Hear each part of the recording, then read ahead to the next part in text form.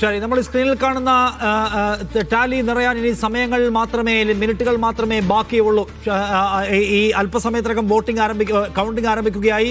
കുറച്ചുകൂടി കഴിഞ്ഞാൽ ഫല സൂചനകൾ പ്രത്യക്ഷപ്പെട്ടു തുടങ്ങും. പക്ഷെ ആദ്യം നേരത്തെ പറഞ്ഞ പോലെ ഓരോ സമയത്തും പ്രത്യക്ഷപ്പെടുന്നത് മാറി മറിഞ്ഞുകൊണ്ടേയിരിക്കാനുള്ള സാധ്യതയുണ്ട്. ഒരു നിയമസഭാ മണ്ഡലത്തിൽ പല പഞ്ചായത്തുകൾ, നഗരസഭകൾ, അവിടുത്തെ രാഷ്ട്രീയ ആഭിമുഖ്യങ്ങൾ അതിനനുസരിച്ച് മാറിക്കൊണ്ടേയിരിക്കും. അതുകൊണ്ട് തന്നെ തുടക്കത്തിൽ കാണുന്ന ഒരു ട്രെൻഡ് പൂർണ്ണ സ്വഭാവത്തിലുള്ള ട്രെൻഡാണ് നമുക്ക് പറയാൻ കഴിയില്ല എന്നാണ് കാര്യം.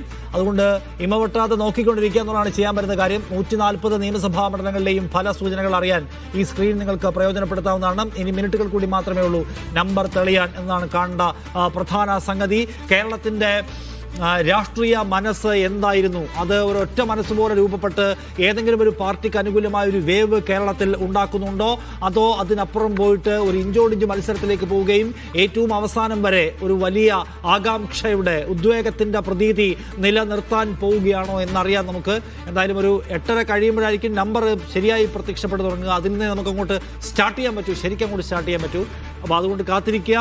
കേരളം കഴിഞ്ഞ ഒരു മാസക്കാലത്തോളമായി അക്ഷമയോടെ കാത്തിരുന്ന തെരഞ്ഞെടുപ്പ് ഫലം പുറത്തു വരാനുള്ള നിമിഷാർദ്ധങ്ങളിലേക്ക് നാം ഇതാ പ്രവേശിക്കുകയാണ്. നിമിഷാർദ്ധങ്ങൾ മാത്രമേ ഇനി ബാക്കിയുള്ളൂ. അത് കഴിഞ്ഞാൽ നാം ഫലസൂചനകളിലേക്കും ഫലത്തിലേക്കും ഇതാ പ്രവേശിക്കുകയായി. കേരളം ആരാണ് ഭരിക്കാൻ പോകുന്നത് എന്നറിയാൻ, LDF-നൊരു തുടർച്ചയുണ്ടോ എന്നറിയാൻ, UDF ഒരു കംബാക്ക് നടത്തുമോ എന്നറിയാൻ, BJP അവരുടെ ചരിത്രത്തിലെ ഏറ്റവും വലിയ നേട്ടം പ്രകടമാക്കുന്ന ഒരു തെരഞ്ഞെടുപ്പായി ഈ തെരഞ്ഞെടുപ്പ് മാറുമോ എന്നറിയാൻ, അവയ്ക്കെല്ലാമുള്ള ഉത്തരങ്ങൾ അറിയാൻ ഇനി നിമിഷങ്ങൾ മാത്രമേ നമ്മുടെ മുമ്പിൽ ബാക്കിയുള്ളൂ. കാത്തിരുന്ന ഒരു മാസത്തിൻ്റെ തിരശീല ഇതാ വീഴുകയായി. ഇപ്പോൾ സമയം 7 മണി കഴിഞ്ഞ് 50 മിനിറ്റ്. 10 മിനിറ്റുകൾ കഴിഞ്ഞാൽ ഔദ്യോഗികമായി ആരംഭിക്കുകയായി വോട്ട് എണ്ണൽ നടപടിക്രമം. അപ്പോൾ അതിൽ നിന്ന് ഫലസൂചനകൾ പുറത്തു വരുന്നു. എല്ലാ കക്ഷിയിലും പെട്ടവർക്ക്, എല്ലാ കക്ഷികളുടെയും നേതാക്കൾക്ക്, സ്ഥാനാർത്ഥികൾക്ക്, അണികൾക്ക്, അനുഭാവികൾക്ക് എല്ലാവർക്കും ഉദ്വേഗം നിറഞ്ഞ ഒരു നിമിഷമാണിത് എന്ന കാര്യത്തിൽ ഒരു തർക്കവുമില്ല. പൂർണ്ണമായി വിജയത്തിൻ്റെ ആത്മവിശ്വാസമുള്ളവരുണ്ട്. പക്ഷേ ഒരു ചുവട് തെറ്റിപ്പോകുമോ, ഇത്തവണയും അധികാരം നഷ്ടപ്പെട്ടു പോകുമോ ചെറിയ ഒരു എഡ്ജിൽ എന്ന് ഭയപ്പെടുന്നവർ UDF-ലുണ്ട്. അതേസമയം ഇത്തവണ അധികാരത്തിൽ നമുക്ക് കടന്നുകൂടാൻ കഴിയുമെന്ന് പ്രതീക്ഷിക്കുന്നവർ LDF-ലുണ്ട്.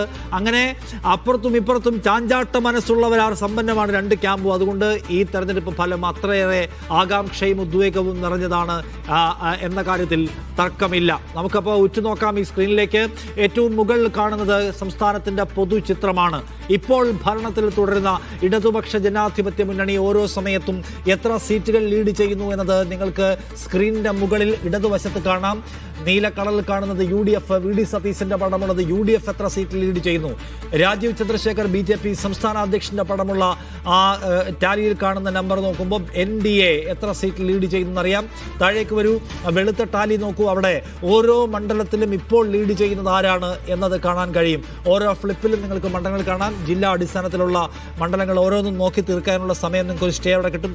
താഴെ അസമിലെ, പശ്ചിമ ബംഗാളിലെ, പുതുച്ചേരിയിലെ, തമിഴ്നാട്ടിലെ തെരഞ്ഞെടുപ്പ് ഫലം എന്താണ് എന്നത് അറിയാൻ താഴെയും ഒരു ടാലിയുണ്ട്. സമഗ്രമായ തെരഞ്ഞെടുപ്പ് ചിത്രം ഒറ്റ നോട്ടത്തിൽ നിങ്ങൾക്ക് കാണാൻ കഴിയും. അപ്ഡേറ്റ്സ് നമ്മൾ തന്നുകൊണ്ടേയിരിക്കും. അപ്പോൾ ഈ തെരഞ്ഞെടുപ്പ് ഫലം വരാനുള്ള അവസാന നിമിഷങ്ങളിലേക്ക് ആവേശത്തോടെ പ്രവേശിക്കുകയായി കേരളം ഒന്നാകെ.